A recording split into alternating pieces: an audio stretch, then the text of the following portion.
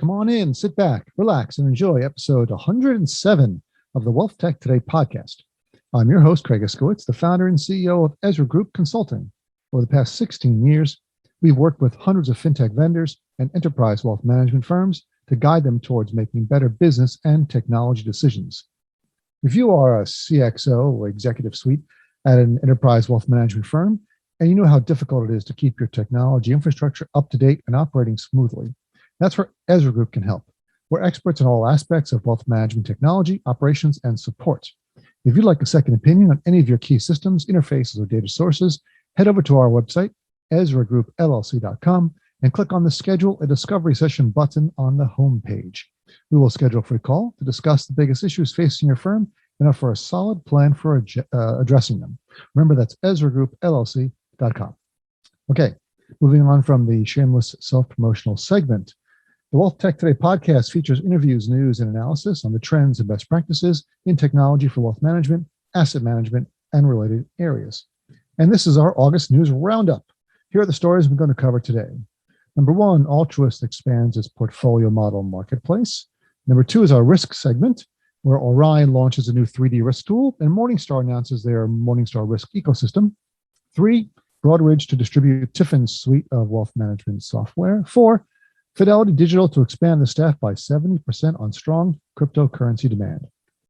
And a couple housekeeping tasks before I forget. A quick shout out to our sponsor, the Invest in Others Foundation. That's investinothers.org. Be sure to subscribe to the show wherever you listen to podcasts so you don't miss any future episodes. And now let's get this episode started.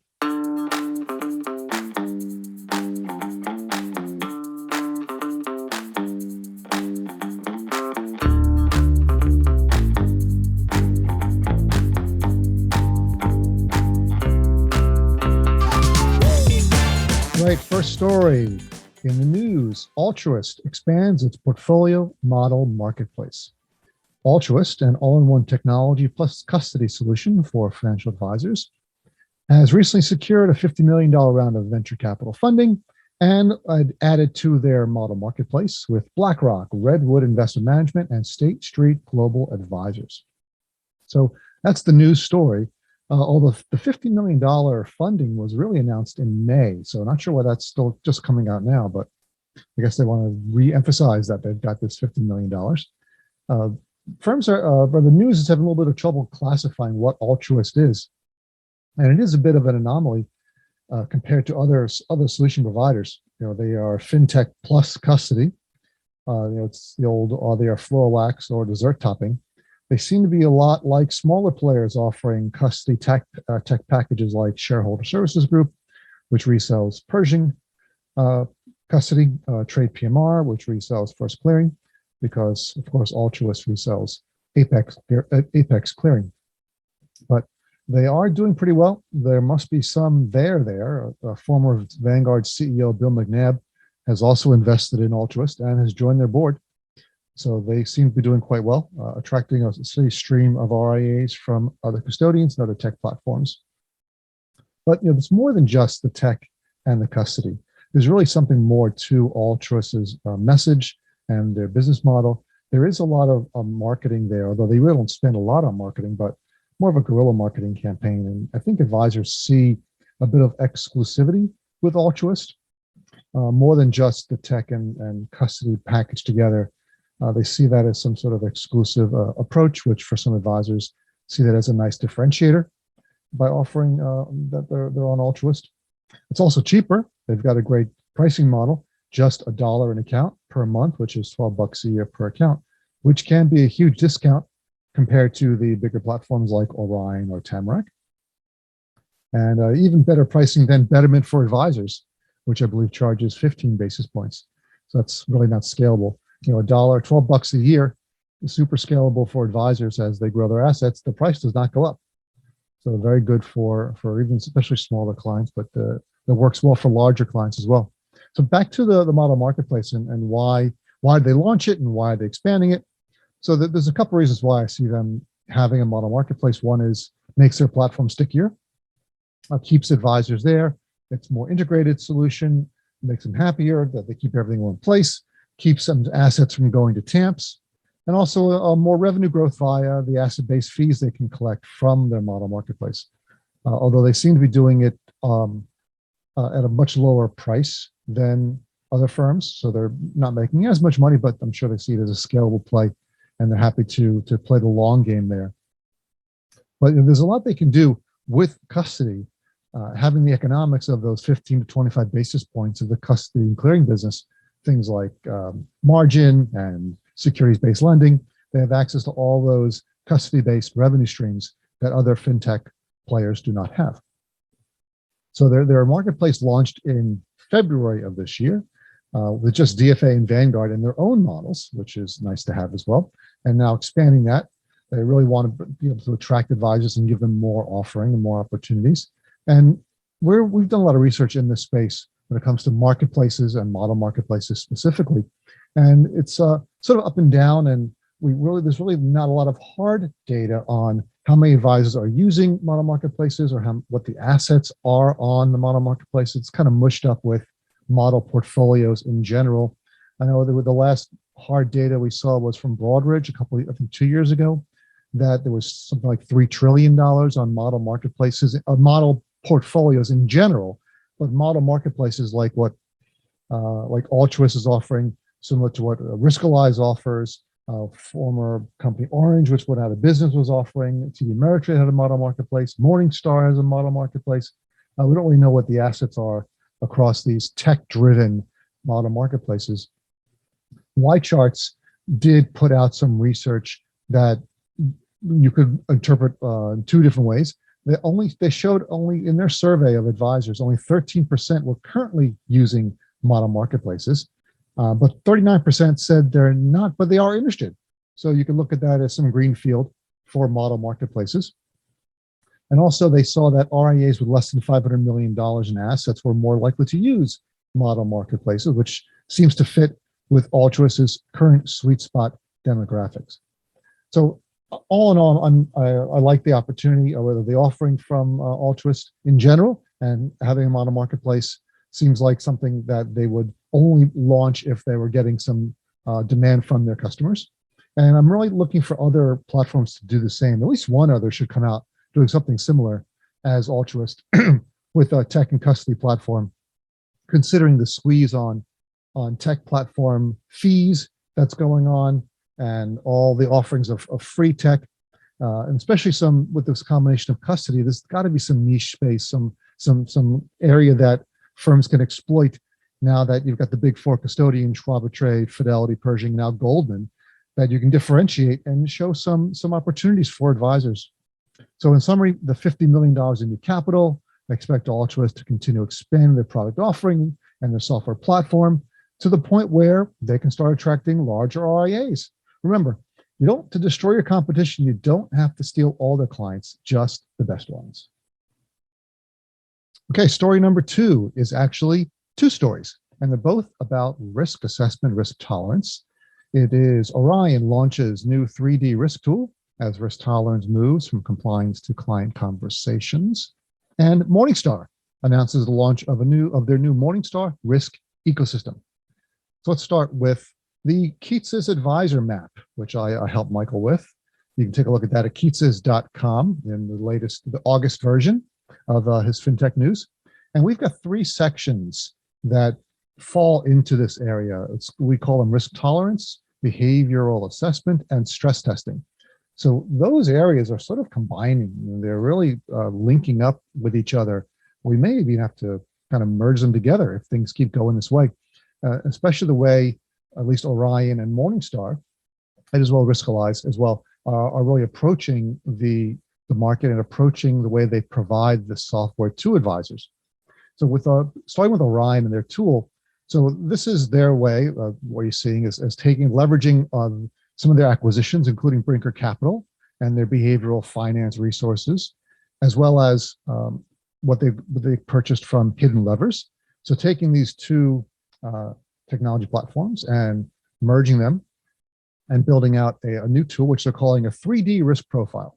So it's a questionnaire designed to infuse academic research and behavioral psychology into Orion's risk profiling and financial planning tools, which they got the financial planning tool when they purchased Advisor a couple of years back. That's at least according to the announcement. So again, merger with Brinker Capital brings in the behavioral finance, especially with Daniel Crosby, a guy I respect a lot. He's got some really great books out and some good thinking about behavioral finance. So taking some of his thinking and things that he's doing and merging it with what they got from Hidden Levers. Now, I'm a big fan of behavioral economics, especially research done by Daniel Kahneman, Amos Tversky, and described in his best-selling book, Thinking Fast and Slow. So I'm really interested in this kind of thing and how it's moving into the advisory space and how tools are leveraging this research and turning it into algorithms. Really, you take your algorithm, taking an algorithm and using it to deliver some of these behavioral finance, behavioral economic theories. Some stats point in the right direction to advisors who are using behavioral finance. According to one survey, advisors who use behavioral finance have gained clients at almost twice the rate of those who don't. This is from Charles Schwab Investment Management. Now, let's not confuse correlation with causation. It's not the only factor when it comes to gaining clients. Now, they may have only measured that factor, but it doesn't mean it's the only factor. Maybe that just advisors who are more successful in general also use behavioral assessments. But not a bad stat to use, and we're seeing it thrown around a bit by the behavioral finance-driven tools. Hidden Levers started as portfolio stress testing, at least when I first saw them, I think 7 years ago or more. And they've since expanded. They're still doing stress testing, still building out those tools, but they've also built out a proposal generation tool, which has gained a lot of traction. In fact, when we saw the demo recently, they told us that 60% of advisors who are buying their software now buy it for proposal generation. That's interesting. And of course, risk tolerance, risk assessment can be a part of your proposal process, part of the IPS for some advisors. So it's it certainly makes a lot of sense to combine risk with the proposal. So the 3D part of Orion's tool name, 3D Risk Profiler, 3D Risk Profile, sorry, aims to capture all three dimensions of risk: tolerance, capacity, and risk composure by assessing the client's tendency to be concerned about volatility and help advisors identify which clients are most likely to be too excited in bull markets or too stressed in bear markets. So I think the goal of Orion's risk tool is to help advisors better predict how a client will respond to volatility and help the advisor become a better coach for their clients. And of course, Orion also wants to make their platform stickier, offer more parts of the advisor workflow inside their tools so they don't leave to use something else. Because every piece of the end-to-end wealth management process that a company can own and integrate tightly makes them more likely to stay, less likely for other vendors to come in. So it's good for Orion to do this. Now, why is Morningstar launching their risk ecosystem? Well, Morningstar has always been a strong player in the RIA technology market. And I think when I reported from their conference, I think 2 or 3 years ago, they had north of 400 million in revenue just from technology. And it's out of their $1 billion in total. So if they were just a tech vendor, we got rid of all the data, they'd be one of the largest tech vendors in the wealth management space, at least. So that's a little known fact. They really have a decent technology offering, and they're making it stronger. They're really investing a lot in their technology, spending a lot of time building it out, looking for opportunities to cross-sell, looking for opportunities to cross-integrate their own tools, which they really haven't done in the past. They've sort of let the tools run on their own and stay separate. And that's changing, which is a good thing for them. Bad for their competitors because they've always been able to exploit those silos of data and technology. One of the biggest, most popular products that Morningstar has is their Morningstar Advisor Workstation, which has tremendous market share. I've heard north of 150,000 advisors have access to it. That's not active users, of course. That's just advisors who have access to Advisor Workstation because they have a lot of enterprise deals. I don't know exactly how many advisors are active users, but they're really just scratching the surface with integrations and adding new features to the platform. And one complaint we had heard from advisors in our analysis of the tool was that it's very investment focused, and the industry is moving more towards goals based. So I see Morningstar changing that now, especially with this new risk ecosystem and with some of their acquisitions. And Morningstar Advisor Workstation, up until now, primarily proposal generation, security research, and screening. That's really all it was. It did a good job at it. That's all it did. But they're making a number of acquisitions, and they are attempting to integrate them all into this risk ecosystem. Now, one of their, well, this is not an acquisition, this is a new tool they built called GoalBridge, which I was referring to as a light financial planning tool, which they launched at T3 Enterprise at the end of 2019, I believe. And it's now, they told us that GoalBridge is now a core component of the risk ecosystem, which addresses some concerns for advisors that they're not goals oriented. And I thought that was a great idea for them, and we're seeing it slowly build out over time. Why, you're really connecting their investment management, or rather investment research, security research and screening, and moving it across through the ecosystem, through your goal setting, through your proposal, through your portfolio construction implementation. They're starting to connect the dots there. So that's very good for them. Some actual acquisitions was 2019. They acquired a company called Advisor Logic, which is based in Australia, and they offer financial planning software. So that gives them that tool. And then they also recently acquired Plan Plus Global, which owns Finametrica. So Plan Plus Global is Canadian-based, also financial planning. So another financial planning tool purchased by Morningstar. And Finametrica, as you may or may not know, is one of the first software tools that came out that did risk tolerance, risk assessment. And Finametrica is also based in Australia, just like Advisor Logic. And one thing I really liked when looking at their Finametrica website, they're based in Australia, in the city of Barangaroo. It's an area right like on the water, quite like nice. So starting next week, Morningstar's new portfolio risk score will be available on Advisor Workstation, along with their new risk comfort range.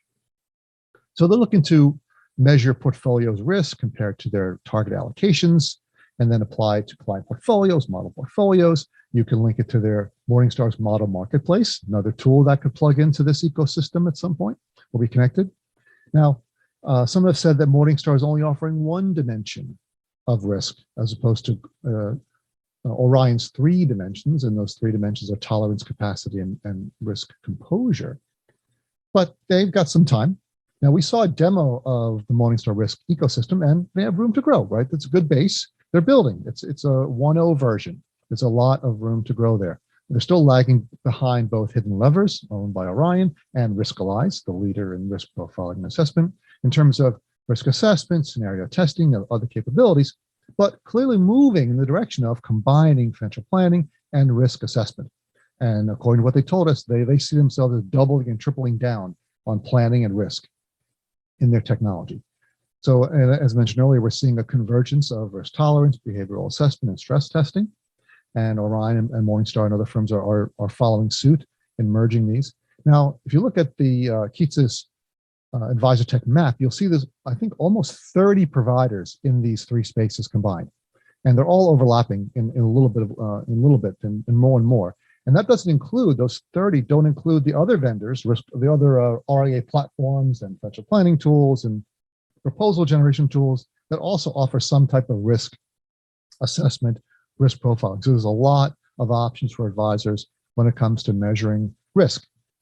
So this will be much more powerful for Morningstar if they can connect their risk ecosystem to Morningstar Office and offer straight-through processing from risk scoring to portfolio construction, to implementation, rebalancing, trading, and reporting.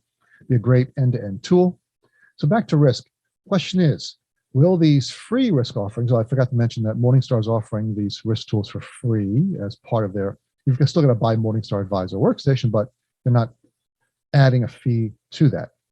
I believe Orion is charging for Hidden Levers, but they may offer for free at some point in the future, like they did to Advisor. It's possible, but still, it's going to be part of the overall Orion ecosystem. So, will this put any pressure on smaller providers like Taller Risk, Pocket Risk, Totem Risk, who don't really have differentiated solutions, and they mainly compete on price? So we do see some impact coming to those, especially at broker-dealers that have big Morningstar relationships. And also Orion is moving upstream. They've built a fair number of broker-dealer and enterprise relationships and can offer a tightly integrated solution with Hidden Levers and their proposal tool. That's something that these other providers can't match.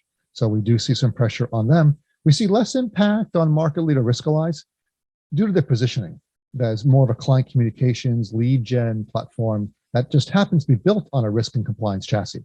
And the risk and compliance tools are very good, but they've got they're the market leaders. They've got the better brand awareness, the better market awareness. They're definitely the leaders on when it comes to integrations and connectivity to other vendors. So less direct impact on Riskalyze, but more impact on the smaller risk vendors.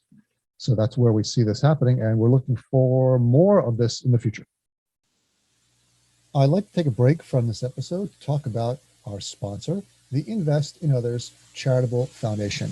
Invest in Others recognizes individuals and advisory firms that are making a difference by donating their time and money to causes that matter to them. By sharing their stories and awarding funding to organizations they care about, Invest in Others raises awareness, encourages others to get involved, channels additional resources to those in need, and demonstrates the generosity of the financial advice industry. I've been involved with Invest in Others for a number of years, and we just did our judging. I've been fortunate to be asked to be a judge for some of their awards, and the one we just did was Volunteer of the Year. So we reviewed 10 different advisors and their charities and what they gave to their charities, the work they've done over many years, more than a decade of work with their charities, to try to come down to which one was the Volunteer of the Year. And the Volunteer of the Year, their charity will receive $50,000. The second and third place runners-up get $20,000, and I believe the next three get $2,500. So a lot of these charities are getting some money. The number one gets $50,000. Really hard to pick. There's a lot of great charities out there. I would encourage you to go to investinothers.org, read about what they're doing, their good work, meet their board of directors, look at their grants for good, and make a donation. Hopefully your company will match it. That means you can do double the good for a lot of great charities. The Invest in Others Foundation. On to the third story in this month's news. Broadridge distribute Tiffin's suite of wealth management solutions.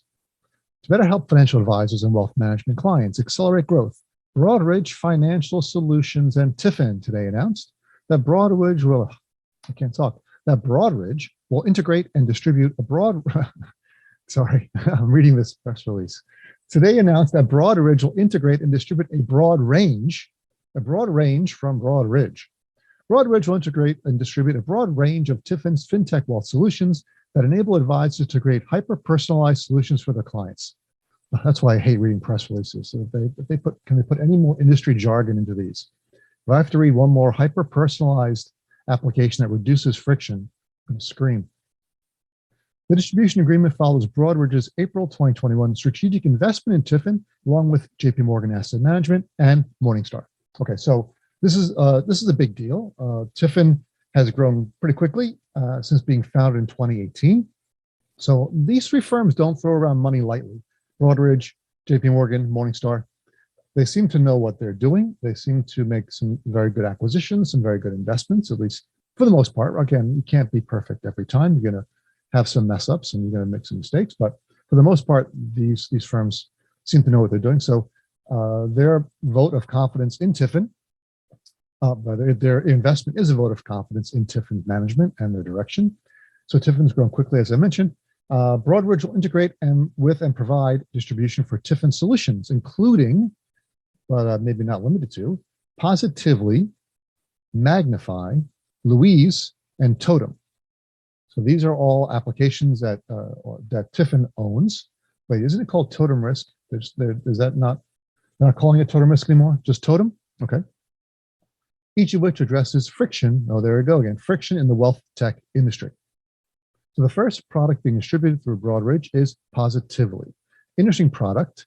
They claim it's an advice personalization platform. Rather, they describe it as an advice personalization platform that enables advisors to tailor proposals and portfolios to each client's unique and holistic financial personality.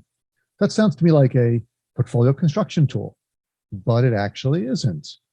So when I'm looking at this tool, this is more of a marketing lead gen questionnaire kind of tool. Behavioral assessment is where I see this being positioned. And even if you look at the rest of the press release, Positively will be available alongside Broadridge's premium digital marketing offering. So yeah, it's a marketing tool. I'm not sure what they're talking about, enabling advisors to tailor proposals and portfolios. Nothing wrong with being a marketing tool. Advisors need marketing. Broadridge has made a number of acquisitions to bolster their wealth management offerings. In 2019, they acquired a company called Rockall, which is a market leader in securities-based lending and collateral management. Also in 2019, they acquired RPM Technologies, a leading provider. Is every vendor a leading provider? They can't all be a leading provider. A provider of Canadian wealth management technology. Again, another Canadian company. 2021 June, they acquired AdvisorStream. Was a real good pickup for them. They're going to make out like bandits on the AdvisorStream acquisition. They've got some great technology, great positioning of their business. What Kevin Mulhern and his team have done, building out and setting up all these paywalls. So they sign contracts with all the paywall providers, Barron's, Wall Street Journal, New York Times, so and so. And then they offer that one package solution to advisors, so they can distribute content and no paywalls. And they've already got all these contracts already done, so they're ahead of the game. It's gonna be hard for other vendors to catch up. Good pickup by Broadridge there. And also just last month, Broadridge also acquired a company called Execution Compliance and Surveillance from Jordan & Jordan, which is regulatory compliance capabilities, surveillance and regulatory. The compliance is always big. It's a driver of FinTech budgets. It's something you really can't say no to. And we expect the current administration to increase compliance requirements and increase regulation. So there'll be more drivers of compliance software. That's a good pickup for Broadridge. So what are some of the TIFIN properties? Oh, before I forget, some of the TIFIN portfolio companies were nominated for the 2021 Wealthy Awards from wealthmanagement.com. And those include Positively and Magnify, both nominated. So you can check them out, wealthmanagement.com, and look for the Wealthies Circle 2021. Oh, and also Clout. Clout's another company owned by TIFIN. What does Clout do? So Clout, growth marketing. So that's content curation for a marketing tool. So Positively is the first application that Broadridge is going to distribute. Back to our previous discussion on risk assessment, behavioral assessment, Positively is a behavioral assessment tool with a psychology-based framework, they report. Now, I went through the process, took their whole quiz, all interesting stuff. As I mentioned earlier, I'm really into behavioral psychology, behavioral assessments. I really love reading about psychology. So interesting to see how different vendors deliver these tools and these theories and make them happen in practice. However, I wasn't really super happy with the output from Positively. Again, I probably need to see a more in-depth demo, but it seems a little bit like horoscopes to me. I got one of the outputs from you was, you have a desire to express your worldview through your investments, which is really not the case. So I'm not really sure where they got that. They popped up some investment ideas, a bunch of ETFs. One of them is ARK, Next Generation Internet, which I do happen to own. So maybe they're spot on with that, but they're all sponsored, which I like that they notified me that they're sponsored, but why am I buying stuff that they're sponsored? They're being paid to present to me. Seems like a bit of a conflict. On their website, they have a science section, but there's no white papers or research links to describe the science. That's what I'm really interested in. I want to know, how'd you make this stuff? How'd you create these questions? Where is it coming from? What's the academic research you're basing this on? I want to see that. They do mention some stats that their software can increase retention in down markets by 43% and reduce acquisition costs by 50%. Again, I want to see where they got that from. I need to see some pretty decent surveys to know that that is the case. Another question, which I kind of chuckled at, just because we happen to be doing risk tolerance, risk assessment investigations at the moment, evaluations of all the risk platforms. So a bunch of advisors mentioned this kind of question. I'm not sure they were talking about Positively, but they did mention, It's a question that starts out, if your investments were like a car, which car would you be, or which part of the car would you be most concerned about? And more than, I think, three advisors, completely independently, all mentioned a question like that as something that they didn't think made any sense. So I'm not saying that they're right and Positively is wrong. It was just funny coincidence that Positively has a question like that, and I happened to chuckle when I read it. The bottom line is, can Broadridge connect this behavioral assessment into their broader wealth management platform? Can it enhance or replace risk tolerance questionnaires? Can they link it to their home office models? And can they, as I said, it looks more like a marketing tool, lead gen tool. Can they connect it to advisor stream somehow, merge them, combine them, integrate them to provide better solutions for advisors and a better all-around integrated experience for them? Onto the other tool. So just to really quick, so I mentioned totem risk earlier in the previous story. There's another tool they're talking about called Louise, which could be a good or bad name. It's something you remember, at least it's different. Louise, but it doesn't relate to anything. Going to it's weird. The website's one page only, no links, no subpages. Looks like some sort of philanthropic application. Not sure what it does or how it works, but it's on this list that's being integrated with Broadridge. No clue how it's going to work. But onto something that I do think I know how it works, called Magnify. They claim it's the world's first semantic investment platform for finance. It helps financial advisors, portfolio managers, and everyday investors find, compare, and act on investment options. So to me, when I looked at this looks like an interesting search screener. But I'm a techie, so I like screens with lots of bells and whistles on them. That's what I like. I'm not sure every advisor feels the same way that I do. That lots of graphs and charts and things popping around and things to click on is what every advisor wants. They really want simplified solutions from what we hear and what we see selling well. But again, interesting dashboard, interesting search screener, lots of options on at least on the independent investor side for selecting and searching for different ETFs, mutual funds based on thematic investing, which reminds me of motif investing. And again, also Magnify, when I was doing some searching, came up with ARC Next Gen Internet. So owned by the same company, not surprised that they're sponsored and pushing it out on both platforms. Again, which is, I'm not saying it's a bad investment at all, just that they're sponsored and being paid to present that to investors. So basically a search screener, pulling out ETFs, mutual funds, and stocks. They claim it helps advisors or investors make smarter decisions. I'm not really sure about that because honestly, investors don't make smart decisions in general. And just giving them the ability to say, well, I want to invest in ESG or human rights stocks, that's not going to make a smart investment or a smart decision. What else are they invested in? What are their goals? What are their total assets? How old are they? Where are they? Where do they live? What's their job? Do they have any kids? There's a lot of other things involved to decide whether investment is smart. Although they do allow you to search by fees. That's smart. So that's one smart bit of it, but it's only one factor. There's a lot more involved. I mean, I think it's a common knowledge that investors trail their benchmark when they pick their own investments. I mean, in fact, most advisor portfolios trail their benchmark.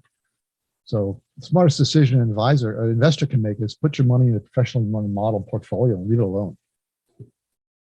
But let's say they don't want to do that. This is a rudimentary investment search. Not a lot of results that I think would be useful. But again, this is early. I'm hoping they're going to keep building this out. They have an advisor, a pro feature for advisors that empowers comparison of investment solutions, construction of portfolios, portfolio enhancements, and the ability to instantly search client positions across a book of business. Okay, it sounds like an advisor dashboard. I mean, every advisor dashboard worth their salt shows me the top 10 holdings across my book. So I'm not sure if that's what they're talking about. But it sounds like a security screener and research tool. Looks like it's competing with Morningstar Advisor Workstation, Y charts. It's not anywhere near Morningstar Direct, but it's going to be a tough road to hoe. There's a lot of tools in this space that are offering investment screening and research. So they've got a long way to go. But maybe the Broadridge, some money from Broadridge, some investment from Broadridge and Morningstar and JP Morgan can help them build this out. They can tie it into the larger enterprise applications, get some broker-dealer deals enterprise-wide, put this in front of a couple thousand advisors, get some better feedback, and we'll see how that plays out. Now on to the fourth story in our news roundup. Fidelity digital assets to expand staff by 70% on strong crypto demand and support for Bitcoin lending. The unit of Boston-based asset manager Fidelity Investments plans to add about 100 workers in technology and operations in Dublin, Boston, and Salt Lake City, according to Tom Jessup, president of Fidelity Digital Assets. The new employees will help the business develop new products and expand into cryptocurrencies beyond just Bitcoin, Jessup said. So Fidelity is pushing into crypto even more so than they have before. They're one of the first institutional players in the crypto custody space. And they're also not only expanding their staff, but they're looking to expand crypto trading to 24/7. So Bitcoin and other cryptocurrencies trade basically around the clock since it's all computerized. There's no centralized exchange. It doesn't stop ever. But the regular business world, the regular securities world is a 9 to 5 or 9 to 4 window every day, especially with custody required, books and record update overnight with batch processing.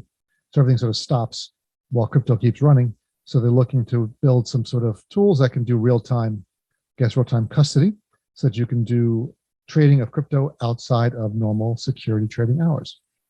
And Fidelity's been in this for a while. In 2018, it was back then when they announced their custodial offering, specifically targeting institutional investors. And Fidelity is clearly doubling down on crypto boom this year. They even filed back in March of this year an application for a Bitcoin ETF. And it's currently pending approval with the SEC, along with 20 or so other cryptocurrency ETFs.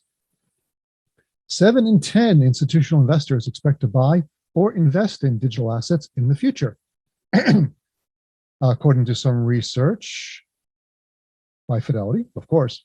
And more than 90% of those interested, in digital assets expect to have an allocation in their institutional or client portfolios within the next 5 years. All the data is pointing up. All the interest is pointing up. Now, of course, the U.S. still lags a bit behind when it comes to digital assets adoption. In the U.S. is around 33% of U.S. institutions. In the U.K. or the EU, it's 56%, and in Asia, it's over 70%. So we've got a bit of catch up to do when it comes to digital assets. And some interesting stats. Of course, it's easy to go check the price. The price of Bitcoin has jumped up a bit from being touching the 29,000 mark. I believe it's around 43,000 today, but it's more than just the price. There's a lot of assets flowing into the space. In fact, stablecoins have seen more capital inflows than U.S. municipal bonds so far this year. The top 3 stablecoins, which are basically cryptocurrencies that are pegged to the dollar, so the price of these cryptos are always $1. The amount of assets flowing into stablecoins has almost quadrupled this year, from 21 billion to 102 billion in assets versus last year. So this 75 billion increase in assets into stablecoins is greater than the 73 billion in assets that investors have added to municipal bond funds and exchange and ETFs this year. Now, I would be remiss if I didn't talk about the infrastructure bill currently winding its way through the Senate and its impact on crypto. I'm going to read a bit from an article written by Fred Wilson, who's a well-known cryptocurrency expert and advocate. So this is what Fred says on his website, and I'll post a link to this in the show notes.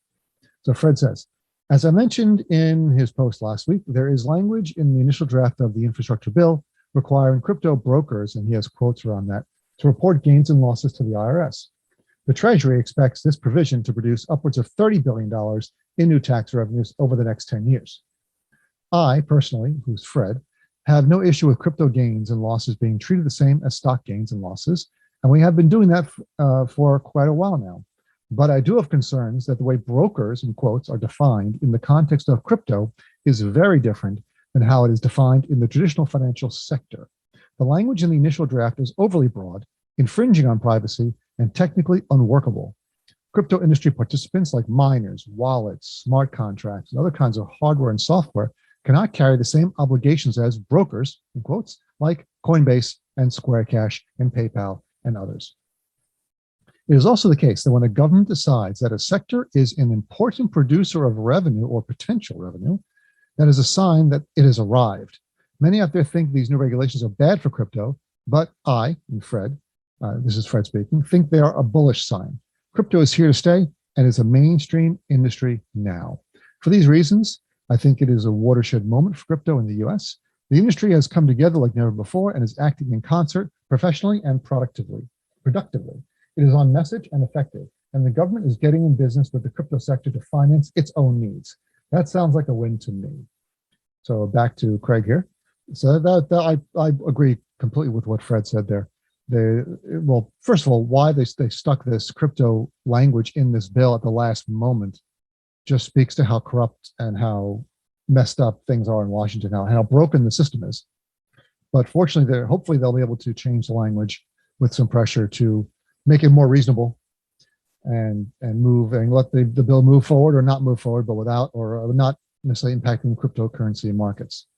Now, before I finish up with the crypto section, I want to tell you all to take a ride over to blockchange.ai. That's block, B-L-O-C-K, change, like changing the time or changing your driver's license, blockchange.ai. And this is a company that has a digital asset network where they connect money managers who have cryptocurrency portfolios and models with advisors. And they do all the work, they do all the connections, they provide all the trading, all the rebalancing, allocations. They have a single interface for client accounts. You can adapt different strategies across a wide range of digital assets. And it's blockchange.ai. Hey, it's Craig again, just wrapping up a few things before we go. Make sure to head on over to our website, EzraGroupLLC.com, and sign up for our newsletter. Every month, you will get an email in your inbox chock full of wealth management goodies, content, news, updates, information that you don't want to miss. That's all we have. Talk to you again next time.